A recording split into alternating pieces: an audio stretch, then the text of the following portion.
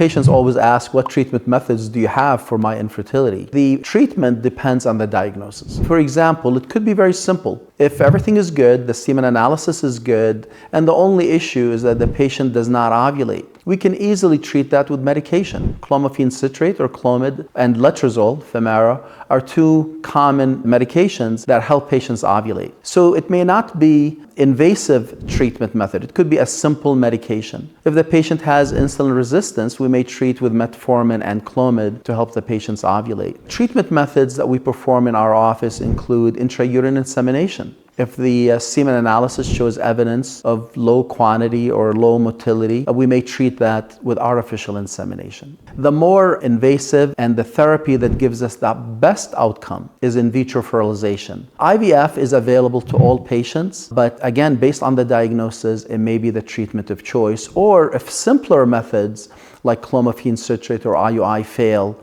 in vitro fertilization may be the best option.